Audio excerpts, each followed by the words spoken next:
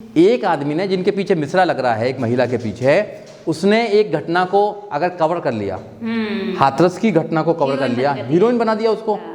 ऐसे ही और कई भी मेन स्ट्रीम मीडिया में है कि उनको लोग हीरो मानने लगते हैं और सब्सक्राइब करते रहते हैं। ऐसे लोगों का चेहरे जब निकल कर आते हैं, जब धर्म की बात होती है, जाति की बात होती है, तो फिर इनका जो सेकुलर है ना, वो खत्म हो जाता है। अच्छा। हाँ, फिर ये जाति पे आ जाते हैं, फिर ये सबसे बड़े जातिवाद हो जाते हैं। तो तब ये भारतीय नागरिक नहीं रहते? फिर नहीं रहते, क्योंकि जाति को बचाना, जाति के नाम पर हर इंसान को सम्मान चाहिए। अच्छा, काम के नाम पर नहीं लेंगे सम्मान, जाति के नाम पर सम्मान चाहिए इनको। प्रज्ञा मिश्रा हो, मैं नाम ले लेता हूँ, या कोई और मिश्रा हो, या पांडे हो, या ये हो, पंडित हो, उनको अपने धर्म ग्रंथों से ज़्यादा प्यार है, ना कि देश से ज़्यादा प्यार है। तो बहुजन के लोगों को समझना चाहिए कि ऐसे लोगों को सब्सक्राइब ना करें, उनको अभी अनसब्सक्राइब करें, ऐसे लोगों को हीरो बनाने का काम ना करें। 10 साल का अगर ब्राह्मण भी होगा तो उसको भी जी से आप बात करेंगे।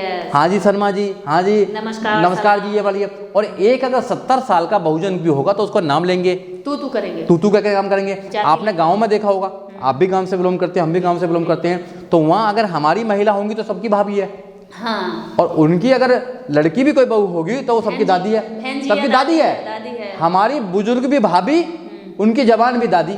तो बताइए ना, तो वो सब चाचा दादा और हमारे सब नाम लेते हैं। हाँ। तो भैया ये देश में नहीं चलने वाला। भाभी से क्या आप तात्पर्य कहना चाह रहे हैं? देखो, भाभी से मजाक किया जा सकता है, हाँ। है ना, भाभी को अप्रोच किया जा सकता है, तो शोषण करने का काम किया जा सकता है। शोषण करने का रास्ता खोलते हैं। तो हमारी महिलाओं का शोषण करने का रास्ता जो खोलने का काम करते हैं, संविधान उसको बंद करता है। संविधान कहता है कि अपनी बेटियों की शादी के लिए पैसा मत जोड़ो, अपनी बेटियों को पढ़ाने के लिए तैयार करो।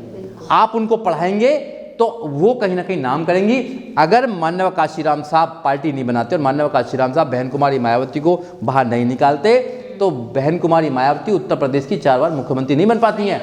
आज अगर मुख्यमंत्री बनी, उत्तर प्रदेश की 4 बार मुख्यमंत्री बनी, तो वो एजुकेशन की वजह से मिली। संविधान में जो अधिकार दिए गए हैं, जो महिलाओं को अधिकार दिए हैं, वो संविधान से मिले, ना कि इनके धर्म ग्रंथों से मिले।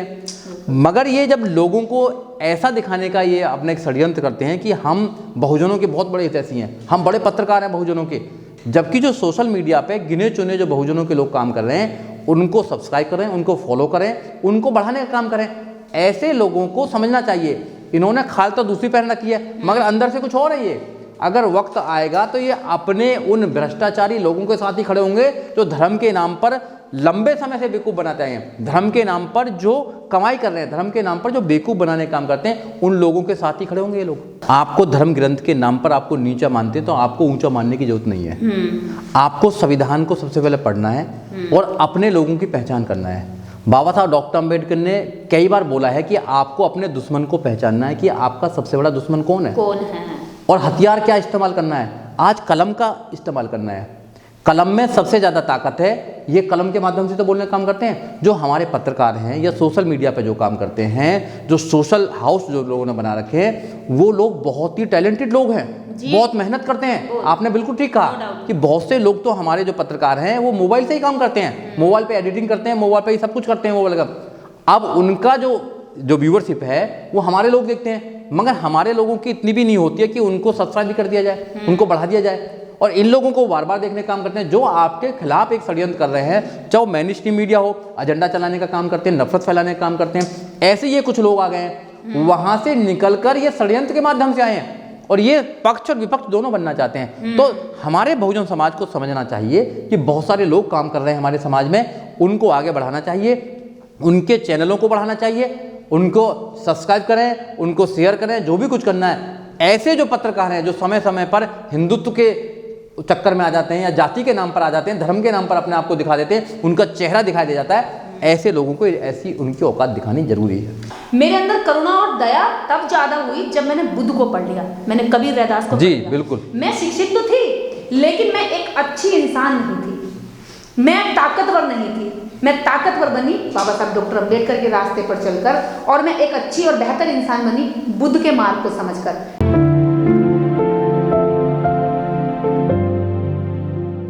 उस मनु मीडिया को, गोदी मीडिया को तो देखना लोगों ने छोड़ दिया बिल्कुल ही, है ना। लेकिन उसके अलावा एक तबका और शुरू हो गया मीडिया के नाम पर, जैसे कि कुछ नामों के पीछे मिश्रा लगा है, द्विवेदी लगा है, जोशी लगा है, और कुछ ने जाति छुपा रखी है, कुमार लगा रखा है। तो इस तरह से ये विशेष जाति के लोग ये खूब सत्ता पक्ष के खिलाफ मतलब खूब अच्छी बातें रखते हैं, अपना पक्ष रखते हैं, जनता का भी पक्ष रखते हैं, लेकिन जैसे ही जाति की बात आती है, धर्म ग्रंथों की बात आती है, ये सारे एकजुट क्यों हो जाते हैं? देखिए, आपको समझना पड़ेगा कि पक्ष में भी रहते हैं, विपक्ष में भी रहते हैं, चाहे वो सरकारों की बात हो, चाहे वो मीडिया की बात हो। अच्छा। मेन स्ट्रीम मीडिया में भी यही लोग रहेंगे। अच्छा। और जो सोशल मीडिया है, हाँ। जो सरकार के खिलाफ काम करती है, तो उनके चेहरा भी यही बनना चाहते हैं। मतलब दोनों पक्षों में दोनों पक्षों में यही बोलेंगे। अच्छा। बॉल इनके पास ही रहेगी। जो बहुजन समाज है, बॉल का काम है, ठोकर इधर से मारे या किक इधर से मारे। अच्छा। हाँ, मारेंगे बहुजन समाज को ही। तो बहुजन समाज को सोचना चाहिए कि पत्रकार जो सोशल मीडिया पर काम कर रहे हैं, उनके बारे में पहले आपको स्टडी करनी पड़ेगी। जाति के नाम पर महिलाएं भी एकजुट हो जाती हैं। बिल्कुल, उनको बचपन से पढ़ाया जाता है कि तुम इस जाति के हो, ये इस जाति के हैं। यहाँ जाति कभी नहीं जाती। यह जाति से जो लोग सम्मान लेते आए हैं, बाबा साहब डॉक्टर अम्बेडकर ने संविधान के माध्यम से उस जाति को ही खत्म करने का काम किया है। लेकिन महिलाओं को तो कोई सम्मान धर्म में देखिए, नहीं मिला। धर्म में कोई सम्मान नहीं है, मगर संविधान में सम्मान है। ब्राह्मण एक यहाँ पर तबका है जो बहुत कम संख्या में, उनकी स्त्रियां भी धर्म ग्रंथों को क्यों बचाती है? जैसे अभी रामचरितमानस पर चंद्रशेखर आजाद जी ने बात कही है, तो उसमें अभी एक मिश्रा नाम है, उस पत्रकार का मैं नाम नहीं लूंगी, वो कह रही है कि भाई ये शिक्षा मंत्री हैं और ये शिक्षा मंत्री को शिक्षा पर काम करना चाहिए और ये कर रहे हैं मनु स्मृति पर और रामचरितमानस पर। रामचरितमानस तो देश को चलाने वाला एक ऐसा ग्रंथ है, वो पवित्र ग्रंथ है, वो हिंदू का क्या मतलब है उनको उसमें घुसने का? देखो, उनका ब्राह्मणवाद उनके ऊपर आ गया, हावी हो गया। जो ब्राह्मणवाद है, ये ऐसा वाद है कि ये अपने आप को ही सुप्रीम समझता है इस देश के अंदर। मानवतावाद से बड़ा है ये, मानवतावाद से अपने आप को बड़ा समझता है, संविधान से बड़ा समझता है, जबकि संविधान सुप्रीम है, संविधान से बड़ा कोई बात नहीं है। तो ये बहुजनों को बिल्कुल क्लियर कट करना चाहिए कि आपको किस इंसान को हीरो बनाना है, किस इंसान को हीरो नहीं बनाना। और कुछ लोग तो ऐसे भी हैं जो हमारे सोशल मीडिया के लोग इनको हीरो बनाने का काम करते हैं, और फिर बाबा से मिलकर कहते हैं वो लोग कि भाई हम तो सनातनी हैं, हम तो सनातनी आ गए ना अपनी औकात पर। उन पत्रकारों ने उनको हीरो बनाने का काम किया। 4 लोग भी नहीं जानते थे ऐसे लोगों को, मतलब बताइए। उनको ये भी दया वो नहीं आई, हाँ। मानवता नहीं जगी कि देखिए इन लोगों ने मुझे हीरो बनाया, बिल्कुल। उसके बावजूद भी मैं इनको कम से कम बेइज्जत ना करूं सकती। तो कम से कम ऐसे लोगों को हीरो ना बनाओ कि जो तुम्हारा शोषण करने बाद में बड़े होकर। ये लोग जब भी इनको मौका मिला है, इन लोगों ने बहुजनों के अधिकारों को कटौती करने का काम किया है। ये जज बन जाते जब कटौती करते हैं, ये अगर मिनिस्टर बनते जब कटौती करते हैं, अगर सरकार हाथ में आ जाते हैं सब कुछ ही खत्म कर देते हैं। आप देखा नहीं आपने कि 2018 में 20 मार्च 2018 को सुप्रीम कोर्ट ने SC/ST प्रिवेंशन एट्रोसिटीज एक्ट 1990 को खत्म करने का काम किया। कौन थे? वही लोग थे। उसके बाद में लोगों ने आंदोलन करा तो लोगों को गोली मारने का काम किया। तो ये लोग जब भी जहां भी होंगे, बहुजनों को काटने का काम करेंगे, क्योंकि इनके धर्म ग्रंथ कहते हैं कि जो शूद्र है उसको शिक्षा का अधिकार नहीं है, और संविधान ने शिक्षा का अधिकार दे दिया। तो ये तो अपने ग्रंथों को बचाना चाहते हैं, उनमें लिखी हुई परंपराओं को बचाना चाहते हैं। ये देश से कोई लेना देना नहीं है इनको, इंसानियत से, मानवता से कोई लेना देना नहीं है इनको। हमारी जनता ज्यादा है क्योंकि क्राउड हमारी, बिल्कुल जनता ज्यादा हमारी, उपभोक्ता हमारे ज्यादा, बिल्कुल। इसी तरह से आज चैनल और व्यूवर्स जो उनकी व्यूवरशिप जो है वो इनके पास ज्यादा है, जबकि जनता हमारी ज्यादा है। तो यानी कि इनके बेटा बेटी तो IAS की तैयारी कर रहे, वो तो इसको देख नहीं रहे। तो इन्होंने जब देखा कि भाई मेन स्ट्रीम मीडिया को तो पूरी तरह से बदनाम कर दिया, यानी कि जो उसकी सच्चाई थी वो जनता में आ गई और जनता ने जान ली और इसका बहिष्कार कर दिया, बॉयकॉट कर दिया। बिल्कुल। मेन स्ट्रीम मीडिया से जैसे ही लोग हटे तो इन्होंने क्या करा, हर हाथ में मोबाइल पहुंच रहा है। जब हर हाथ में मोबाइल पहुंच रहा है तो इन्होंने उन्हीं, जैसे आज तक का ही द्विवेदी का है, वो क्या कहते हैं, लल्लन टॉप, और बहुत सारे हैं। तो इस तरह के चैनल इन्होंने सोशल मीडिया के बना दिए कि देखो जी अगर ये बुरे हैं तो हम अच्छे हैं। लो, मार्केट में ये वाला सामान अच्छा नहीं है तो ये वाला सामान ले लो। जैसे कि बनिया करते हैं कि भाई मेरे पास ये गुड़ नहीं है तो मेरे बगल वाली दुकान, बगल वाले से ले लो। सही बात है। मेरे भैया की अगली मेरी दुकान अगली है, ये नहीं कहता मेरे बगल वाले की, हमारी दुकान दूसरी वाली से ले लो। तो इन्होंने क्या मतलब जनता को जो यहाँ से हट रही थी उसको यहाँ आकर कैप्चर कर लिया। और जो वास्तव में इस बहुजन समाज के पत्रकार हैं, इनकी महिलाओं की, इनकी स्थिति की, इनके दुर्गति की बात रखते हैं, उन पत्रकारों को फिर यहाँ भी धक्का मार के पीछे कर दिया। आप देखेंगे सबसे ज्यादा मेहनत वो करेंगे, उनके पास कोई करोड़ों की फंडिंग नहीं है, उनके पास कैमरा वो खुद उठाएंगे, बिल्कुल सही बात, माइक वो खुद पकड़ेंगे, यहाँ तक कि आपके पीछे पीछे जाकर के वो लोगों के बीच में खुद व्यक्ति को ढूंढेंगे, ग्राउंड पर खुद चलेंगे, जाकर एडिटिंग करेंगे, जाकर उनके सारा जितना काम करना वो करेंगे, फिर शेयर खुद करेंगे। ऐसे पत्रकारों को उन्होंने जो मेहनत के दम पर चल रहे थे उनको इन्होंने पीछे धक्का मार दिया। जिन्होंने अपने नाम के पीछे मिश्रा लगा रखा है, इन्होंने जो है द्विवेदी लगा रखा है, ये फिर भी यहाँ भी आकर के कब्जा कर गए, बम्पर इन्होंने दे दिया कि हम बहुत बढ़िया हैं। तो मेरे कहने का मतलब ये है कि हमारे लोग जब वो जानते हैं कि इसके नाम के पीछे अंडत लिखा है, पंडित लिखा है, ना जाने कितने सारे ऐसे नाम लिखे जिन्होंने आज तक हमारा शोषण किया है, वो हमें बता रहे हैं कि हम अच्छे, और हम फिर उनके बहकावे में आकर के उन्हें अच्छा मान रहे हैं। तो हमारे लोगों को आप ऐसा क्या कहना चाहेंगे कि वो किस रास्ते को चुने जो उन बच जाएं? देखिए मैडम, इसमें टिट फॉर टैट होना चाहिए, जैसे को तैसा। अगर कोई तुम्हारे साथ में अगर कोई सम्मान नहीं करता तो आपको भी सम्मान करने की जरूरत नहीं है। हाँ। अब मान लो पंडित पुजारियों की तो रोजी रोटी पर बात आती है कि वो अंधविश्वास चला करके कथावाचक और ये सब इस तरह से, लेकिन जो लोग एंकर हैं, जो लोग मंत्री हैं, नेता हैं, ऊपर भी और बहुत पदों पर बैठे हैं, जज हैं, जुडिशरी में बैठे जज को तो सभी लोगों के प्रति न्याय करना चाहिए। ये लोग भी, इन लोगों की रोजी रोटी तो मंदिरों से चल नहीं रही है ना। जी। बहुत सारे डॉक्टर हैं, इंजीनियर हैं, वकील हैं, अलग अलग प्रोफेशन में हैं सभी ये ब्राह्मण, लेकिन फिर भी ये इस व्यवस्था को क्यों बनाना चाहते हैं जबकि इनकी रोटी इससे नहीं चल रही है? आप समझते हैं ना? हाँ, मैं समझ गया। मैं दोनों पक्ष की बात करूंगी कि अगर रोटी उससे चल रही है तो सिर्फ कुछ पंडित पुजारियों की चल रही है, बाकी लोग तो हर प्रोफेशन में बढ़िया बढ़िया कमा रहे हैं, अच्छे अच्छे पैकेज पर लोग विदेशों तक में काम कर रहे हैं। लेकिन अगर वो विदेश में भी होगा तो वहां से क्या करेगा? धर्म का प्रचार करेगा।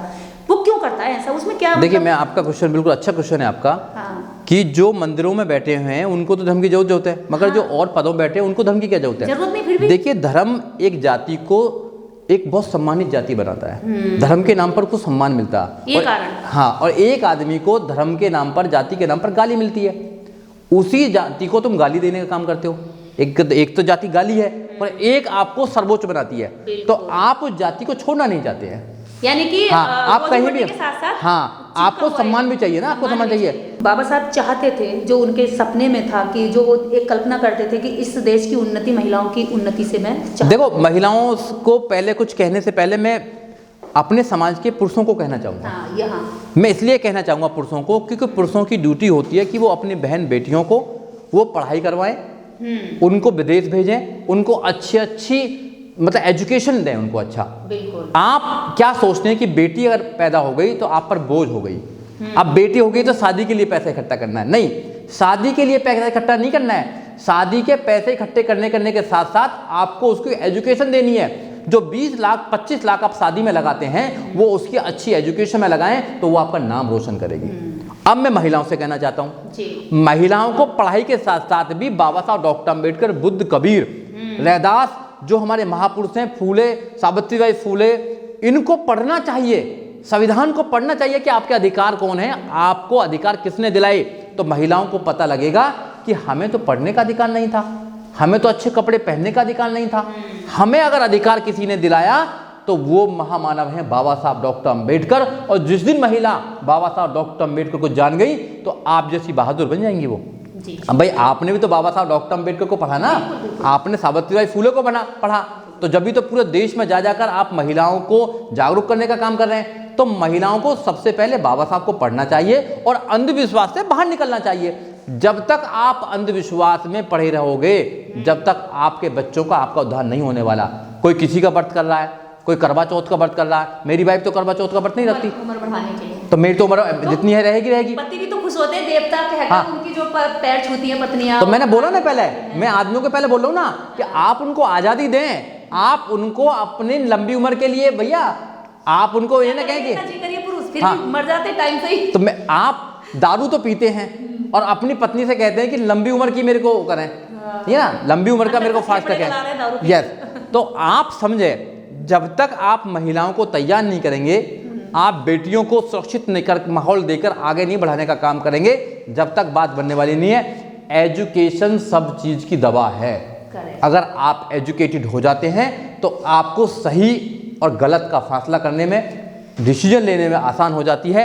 आपको लोगों को समझने में, षड्यंत्रों को समझने में आपको आसानी हो जाती है। आज तक आपके साथ कोई षड्यंत्र किया गया है तो इसलिए किया गया क्योंकि आप उस षड्यंत्र को समझ नहीं पाते हैं। और जो लोग षड्यंत्र को समझ जाते हैं, जो अंधविश्वास को समझ जाते हैं, बाबाओं की चाल को समझ जाते हैं, धर्म के धंधे को समझ जाते हैं, जाल को समझ जाते हैं, वो लोग कभी इनके फांसे में नहीं आते हैं। वो लोग आज़ाद होते हैं, उनको ही अम्बेडकरवादी लोग बोलते हैं। और अम्बेडकरवादी बनना इस देश में IAS, PCS, doctor, engineer, professor, जज, वकील से ज़्यादा ताकतवर है अम्बेडकरवादी बनना। ये बात आपने बहुत अच्छी कही, क्योंकि शिक्षा की जब हम बात करते हैं तो नेल्सन मंडेला कहते हैं अपने लोगों से, जब वो अपनी जाति के खोसा जाति के लोगों की लड़ाई लड़ रहे होते हैं, कि राष्ट्र या कोई भी जाति केवल और केवल शिक्षा के माध्यम से भी तरक्की नहीं कर सकती जब तक कि वो अपने दोस्त और दुश्मन की पहचान बिल्कुल ना करें, बिल्कुल होनी चाहिए। तो हमारे समाज के शिक्षित लोग भी बहुत सारे हैं, लेकिन अम्बेडकरवादी नहीं है, अम्बेडकरवादी लोग है ना। यही कारण है कि शिक्षित बहुत सारे होते हुए भी समाज का अधिकार छीन रहा है। बिल्कुल, मैं भी शिक्षित थी, लेकिन मैं ताकतवर जब बनी जब मैंने डॉक्टर अम्बेडकर को पढ़ा। मैं ताकतवर, मैं जागरूक तब बनी जब मैंने सावित्रीबाई फुले को पढ़ा। और मैं एक अच्छी इंसान, अगर अच्छी इंसान कहूँ, जो सबके लिए करुणा, दया, मैत्री रखने के अंदर भी जलिस भावनाएं थी, रिश्तों में जलन और इसकी वो होती है नागरिक में जब तक नहीं पढ़ता। जबकि आईएएस की पूरी गारंटी होती है कि वो अम्बेडकर, वो आईएएस बनने के बाद अपने बच्चों के लिए, अपनी आने वाली पीढ़ियों के लिए भी पैसे इकट्ठा कर लेगा, उसके परिवार, उसके रिश्तेदार, गांव तक की सुरक्षा कर देगा, ये सोच करके वो आईएएस बनता है। लेकिन एक अम्बेडकरवादी कभी ये नहीं सोचता कि इससे मेरा भला होगा। सच्चा अम्बेडकरवादी हमेशा समाज के भले के लिए घर से निकलता है, काम करता है, रिस्क लेता है। तो इसके लिए शुक्रिया और थैंक यू। और ये बात बहुत महत्वपूर्ण थी आज के पूरे इंटरव्यू में, कि ब्राह्मण हमेशा, जो पुजारी मंदिर से रोजी रोटी चलाता है, वो तो धर्म को इसलिए बचाता है क्योंकि उसकी रोजी रोटी चल रही है, लेकिन बाकी जो डॉक्टर, इंजीनियर, वकील और जो जज, जिनके पास पैसे की कोई कमी नहीं है, पैसे की कोई कमी नहीं है, बाहर बड़े बड़े पैकेजों पर वो इंजीनियर बने हुए हैं, टेक्नोलॉजी में आगे हैं। आज भी क्या कहते हैं, गूगल के जो यहाँ के सीईओ है वो ब्राह्मण है, ट्विटर के जो सीईओ थे वो ब्राह्मण है, मतलब हर जगह वो बैठे हैं कंपनी फैक्ट्रियों में। उसके बावजूद भी वो धर्म की सुरक्षा करते हैं, जाति की सुरक्षा करते हैं। इसके पीछे रुपया पैसा नहीं, उनके लिए, पंडित पुजारी के लिए है रुपया पैसा। इसके पीछे सबसे बड़ा कारण यह है कि जाति की जो श्रेष्ठता है उसको बनाए रखना चाहते हैं, सुप्रीमेसी बनाए रखना चाहते हैं, इसलिए वो इसको बचाए रखते हैं। क्योंकि वो कई बार आपको ये भ्रम करते हैं, मेरा कौन सा वो चल रहा है दुकान मंदिर की, मैं तो फिर भी धर्म को बचा रहा हूँ क्योंकि मैं धर्म का रक्षक हूँ। तो भोली जनता इस बात को समझ ले कि वो आपको हमेशा नीचे बनाए रखने के लिए, मुंह भरकर गाली देने के लिए, आपकी स्त्रियों का मन मौजी उपभोग करने के लिए वो इस धर्म को बचाते हैं। लेकिन आप क्यों इस धर्म को बचा रहे हैं? आपका तो कुछ इसमें बचा नहीं। आपको अगर कुछ मिला है तो भारतीय संविधान ने दिया है, और भारतीय संविधान को हम सभी नागरिक बचाते हैं, सम्मान करते हैं। जय भीम, जय भारत, जय संविधान।